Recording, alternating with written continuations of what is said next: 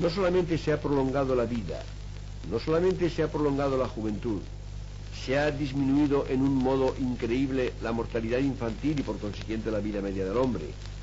Se ha conseguido que el funcionamiento del cuerpo humano alcance una perfección y una capacidad de reparación de sí mismo que nunca había sido posible con otras técnicas.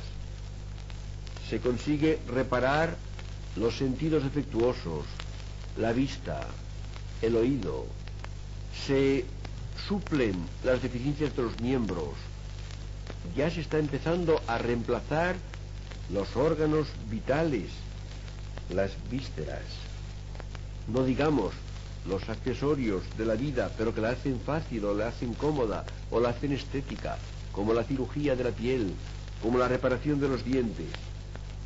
Es decir, la realidad humana, la realidad natural humana está siempre en expansión y está siendo ayudada y desarrollada por la técnica científica occidental en proporciones, repito, que hubieran parecido absolutamente increíbles, absolutamente inverosímiles a los hombres de cualquier otra cultura pasada o de cualquier otra cultura presente que no sea la occidental.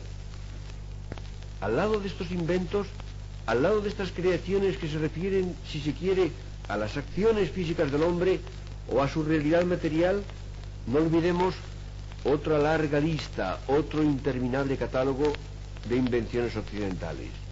Piensen, por ejemplo, en la democracia como forma política, en la participación de la totalidad de los hombres en su destino histórico, en su destino civil y político, en las creaciones de la cultura, en la invención de la tragedia, de la comedia, de la filosofía con la cual hemos tropezado ya, que ha hecho posible prácticamente todo el resto de las creaciones.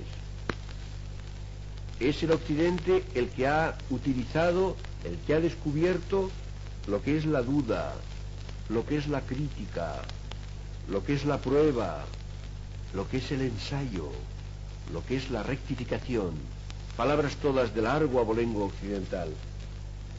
El Occidente ha aprendido, y a veces lo ha aprendido dolorosamente, a no embarcarse del todo, a volver a empezar, a no fosilizarse, a no petrificarse en una forma dada ya de una vez para todas.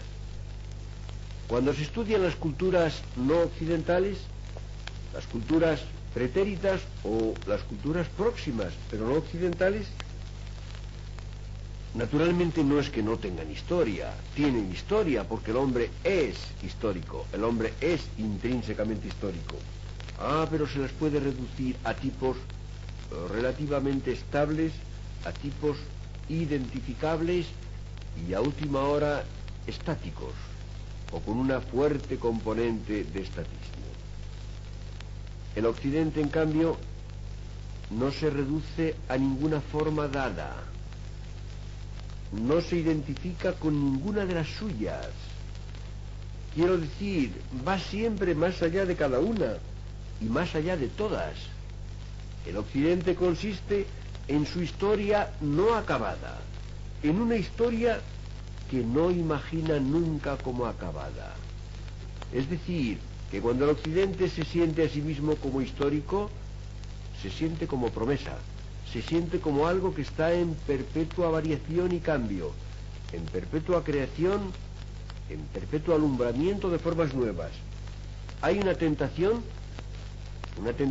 claramente antioccidental, de ciertas ideologías que a veces nacen en el ámbito geográfico del Occidente y son aquellas que admiten la existencia posible de un estado definitivo. Son aquellas que creen posible congelar la historia, suspenderla. Piensen en el positivismo, por ejemplo, del siglo XIX, en cierto modo en el marxismo, en cualquier tipo de ideologías que admitan la posibilidad de que la humanidad se instale en una forma en la cual quede ya para siempre sin variación capital, sin variación sustancial. En rigor, hoy el mundo entero vive de las invenciones de Occidente. Y al decir que vive de ellas, no empleo una metáfora vaga. La existencia física de los hombres del mundo actual, de los 3.500 millones de hombres que alientan en la superficie del planeta, es posible físicamente porque en el mundo se utilizan las técnicas de Occidente, las técnicas de producción, las técnicas agrícolas, las técnicas de la minería, de la industria, de la ciencia de Occidente. Son las que permiten que el hombre en número altísimo, en número crecidísimo, llegue a nacer, se alimente, se abrigue, pueda realizar sus proyectos, pueda tener una longitud de vida que no podía esperarse en otro tiempo. Algunos pueblos no occidentales aceptan los principios de Occidente. Hay otros pueblos que solo quieren sus resultados, como si alguien quisiera agua, pero no quisiera la fuente. En realidad el Occidente es capaz incluso de criticarse a sí mismo, de oponerse a sí mismo, de negarse a sí mismo. En nuestro tiempo el Occidente ha conseguido eso que se llama, con una expresión no muy clara, no muy controlable, la sociedad de consumo. No se sabe muy bien lo que quiere decir. Es quizá la sociedad en la cual el hombre puede ejecutar un número de posibilidades con las cuales no podían soñar más que algunos cuantos privilegiados en épocas anteriores.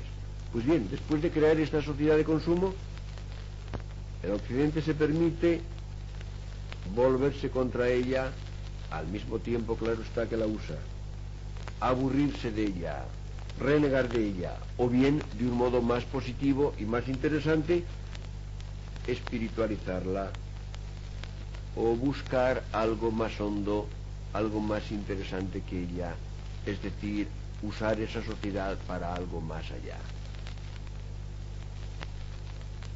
En rigor, yo diría todavía otra cosa. Asistimos a un momento en que el Occidente, en alguna medida, además de sus tensiones internas, se encuentra en tensión con otros mundos.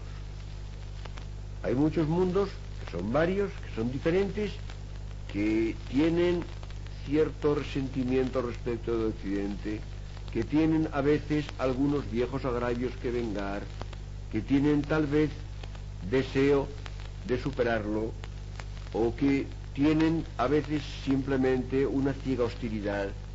Hay diferentes maneras de oposición al Occidente y su conjunto consiste en el sistema de tensiones que caracterizan la época que vivimos. Pues bien, yo diría esto: cuando los pueblos no occidentales atacan a Occidente, cuando se enfrentan con él, cuando intentan superarlo o vencerlo o minarlo en sus sustratos fundamentales, en sus cimientos, le piden prestadas sus armas materiales, sus armas físicas, sus armas militares, sus armas, por supuesto, económicas y, más que nada, ideológicas. Es con las armas de Occidente con las que Occidente es atacado. Con las suyas propias, los pueblos no occidentales no podrían ni siquiera amenazarlo.